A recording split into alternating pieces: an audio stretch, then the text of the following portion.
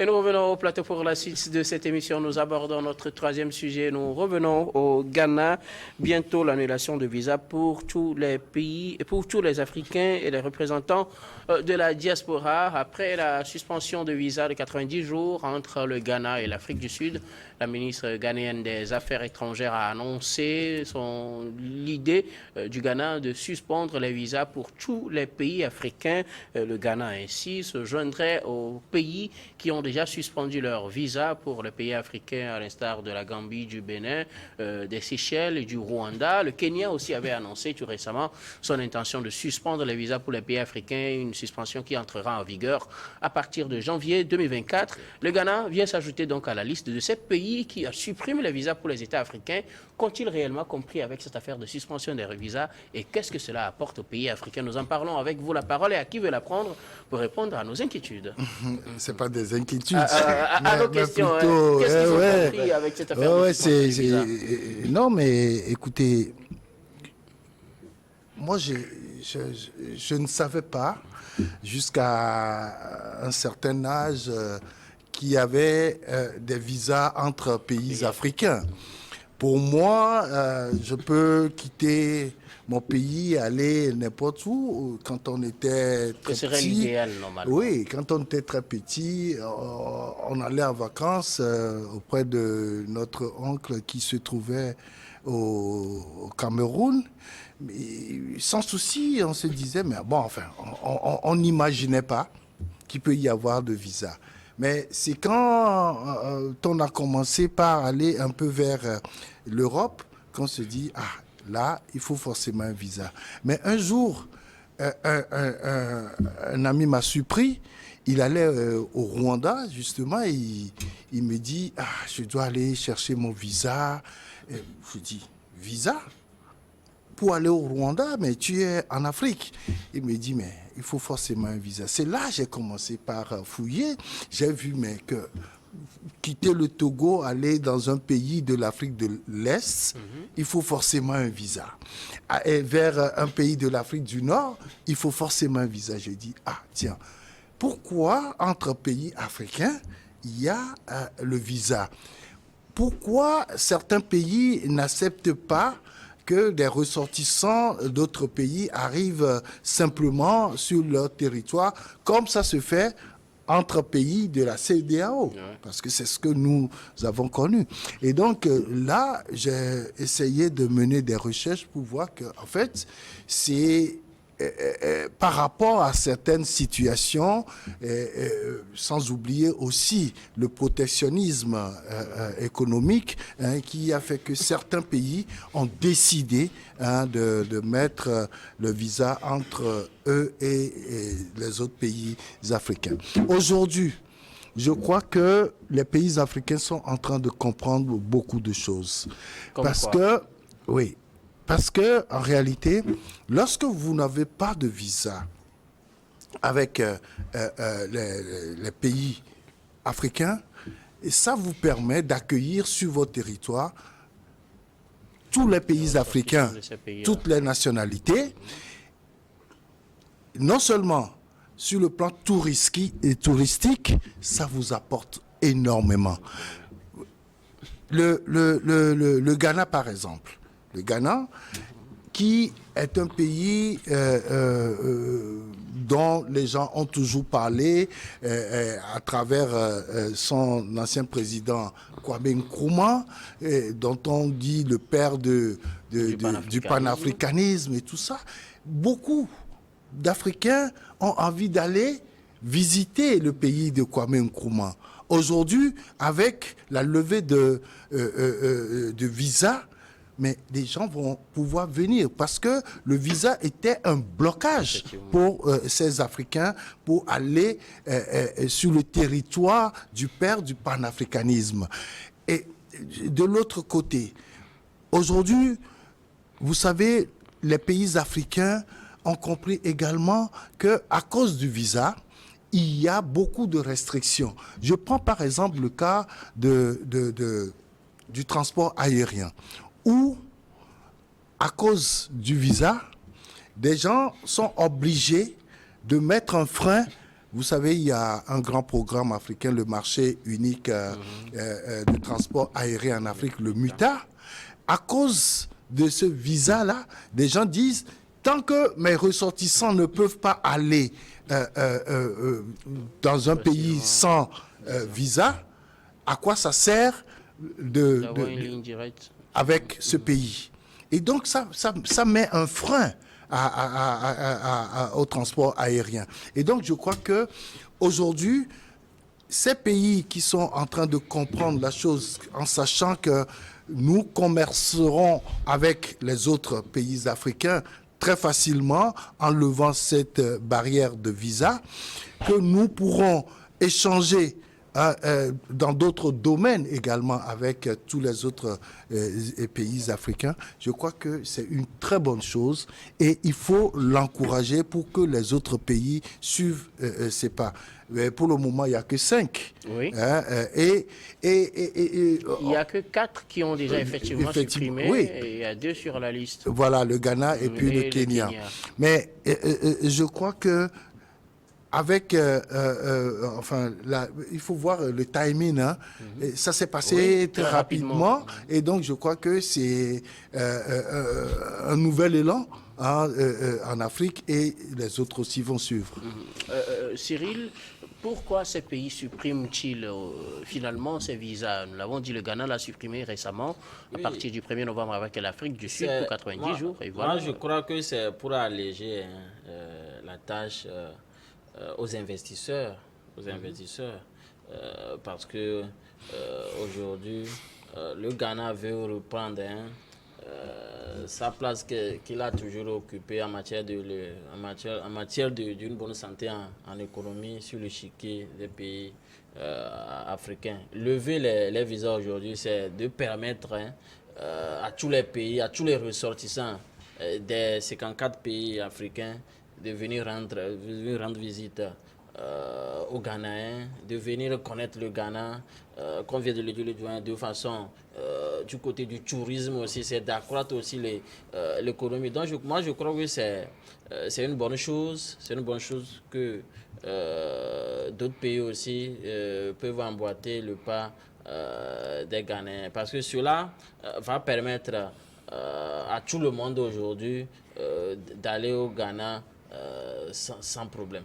Donc je crois que c'est une bonne chose. Sylvestre, le Ghana supprime, ou bien supprimera bientôt ses visas pour les pays africains, et vient s'ajouter à cette liste restreinte de pays ayant supprimé. 4 l'ont déjà effectivement supprimé. Le Kenya l'a annoncé pour 2024, janvier 2024. Le Ghana aussi s'inscrit sur la liste. Oui, moi je suis tout simplement triste que cette affaire de visa est devenue donc presque un événement, alors qu'entre nous Africains, nous parlons donc entre Africains en réalité. Normalement, la suppression de visa ne devait pas normalement poser un problème pour les pays africains. Sauf que sur la cinquantaine, c'est seulement moins de 5 qui l'ont supprimé pour le moment. Et tout à l'heure, le premier sujet que nous avons évoqué en parlant donc de André Rajolina, il disait que il a essayé de nationaliser pour permettre donc faciliter donc les études à ses enfants, et donc supprimer cette contrainte de visa, parce que une fois que tu as la nationalité française, ça te permet de circuler librement en Europe, tu vois, vous voyez. Donc aujourd'hui, je crois que il faudrait que les pays africains comprennent que avec cette suppression de visa, c'est également une bonne dose financière que les pays peuvent quand même s'octroyer. Et le Ghana, lorsque vous prenez la décision, ils disent que aux Africains et à la diaspora, ils mettent déjà le cap sur la diaspora, justement. Ils mettent le cap sur la diaspora parce qu'ils savent ce que cette diaspora pourrait apporter beaucoup justement de choses à son pays. Que ce soit en termes touristiques, que ce soit en termes même d'investissement, parce qu'ils viendront visiter le pays et tout ça. Et si il y a des propositions à l'échange, ils disent bon d'accord, bon l'usine que je voulais peut-être implanter, je sais pas, à Liechtenstein, ou bon, je préfère venir le faire au Ghana. Vous voyez-vous, donc ça va permettre beaucoup plus d'affluence dans ce pays. Et donc, quand il y a affluence, quand il y a investissement, il y aura l'économie, ils ont donc une très bonne économie. Donc je crois qu'il revient donc à tous les pays africains, normalement donc, qu'on circule librement dans les pays. C'est quand même plus qu'un Africain qui rentre dans un pays africain, on dit on doit présenter un visa. Et là, j'ai été particulièrement heureux qu'il y a quelques mois, entre le Togo et le Maroc, il n'y a plus question donc de visa. Oui. Vous voyez? Donc ce sont quand même des choses qui doivent venir rapidement pour permettre. Aujourd'hui, il y a quand même, on aura des échanges commerciaux entre beaucoup donc de... beaucoup de ressortissants entre le Togo et le Maroc et tout ça. Ça permettra donc surtout aux hommes d'affaires de circuler librement et donc de commercer. Donc vivement que les autres puissent véritablement comprendre donc la mesure. Maintenant, au-delà même des visas entre nos pays africains, même s'il n'y a pas de visa, on a tellement de contraintes. Ici, le Togolais qui veut traverser les frontières donc, du Ghana, c'est la croix et la bannière. Même avec votre carte d'identité, parfois, il vous est refusé de traverser la frontière. On vous demande parfois le passeport. Ils m'ont demandé une fois le passeport, donc moi j'ai dit non, je ne peux pas donner parce que je suis citoyen de la CEDEAO. C'est vrai qu'on a véritablement palabré, mais après, je suis rentré au Togo sans leur montrer le passeport. Avec ma carte d'identité, normalement, c'est déjà suffisant. Vous voyez, donc, il faudrait alléger. On parle donc de la CEDEAO, des peuples même. Finalement, ça n'arrive pas. Il faudrait qu'on commence d'abord là. Et après, bon, si déjà entre nous, au sein de la CEDEAO, il y a déjà l'osmose, il y a déjà cette harmonie, il n'y a plus question donc, de contraintes au niveau donc, des frontières. Je crois qu'on l'étend et puis on l'étend au visa et puis bon... ça permettra donc... vous savez, lorsque le ministre Robert Doucet a annoncé la suppression de visa entre le Togo et le Maroc, dans la même semaine, il y a eu 20 étudiants qui s'étaient rendus très rapidement à l'aéroport pour acheter un billet pour c'était pas opérationnel là. C'était pas opérationnel automatiquement. Oui. Donc c'est quand, après, le ministre a annoncé la date de la mise en vigueur de cette disposition-là, que après, bon, je ne sais plus s'ils sont partis ou pas, mais c'est pour dire que avec la suppression de ce visa-là, par exemple, ceux qui avaient l'intention d'aller étudier au Maroc, et surtout dans des domaines qui forcément n'ont pas de choses ici, sont obligés d'y aller très calmement. Hein, et je crois que c'est une très bonne opportunité aujourd'hui que le Ghana offre aux autres pays africains qui veulent aller. Vous savez, et nous, ici, on a l'habitude d'aller au Ghana pour faire les formations en anglais de 3 semaines, 3 mois, etc. Donc, peut-être que les Béninois aussi, non, sinon les Camerounais, les pays de l'Afrique centrale, je veux dire, aussi auraient cette envie de venir étudier au Ghana, etc. C'est une très bonne opportunité pour tous les pays africains. Le Togo est quand même une terre d'hospitalité pour beaucoup d'étudiants, surtout de l'Afrique de l'Est et tout ça. Il y a beaucoup d'étudiants, que ce soit les Tchadiens, les Gabonais et tout ça. Ils sont bienvenus, très bien accueillis donc, au Togo. Le Togo qui n'a pas supprimé les visas à tous les pays africains. Oui, mais ça viendra. Ce qui est sûr, quand ça commence comme ça, il faut savoir que le Togo étudie maintenant le terrain pour voir dans quelle mesure on peut aller à la suppression de visas pour tous les pays africains. Vous savez, on a des amis qui sont dans les pays de l'Interland qui ont dit s'il n'y avait pas le Togo, eux, ils ne pouvaient même pas étudier parce qu'ils ont commencé avec l'université du Bénin. L'université du Bénin est devenue aujourd'hui l'université de Lomé parce que en son temps, ils n'avaient pas les moyens d'aller étudier, par exemple, au Sénégal. Et donc, ils ont profité de l'université de Lomé pour faire leurs études. Les meilleurs professeurs aussi dans les années, bon, jusqu'à quelques années après les indépendances en Côte d'Ivoire, c'était les Togolais en majorité. Donc, il faudrait également que la Côte d'Ivoire aussi pense à supprimer cette carte de séjour-là, parce que souvent ça pénalise un peu plus les Togolais de l'autre côté, parce qu'ils continuent toujours à payer leur carte de séjour. Non, de toutes les façons, même quand on supprime le visa, vous arrivez sur un territoire, il faut avoir sa carte de séjour. Cela vous protège. Je donne toujours l'exemple. En fait. Non, je donne toujours l'exemple de ce qu'on a eu au Sénégal, où on n'avait pas de carte consulaire. Mais on devait prendre un visa pour aller en Afrique du Sud. Mais ça a été franchement très dur pour nous. Le délai arrivait à terme et il fallait forcément avoir sa carte consulaire avant de pouvoir déposer sa demande de visa à l'ambassade d'Afrique du Sud. Et donc, le consul a été très généreux et ça, il faut le reconnaître. Et ça a permis quand même à beaucoup de concitoyens de pouvoir voyager, faire le voyage sur l'Afrique du Sud.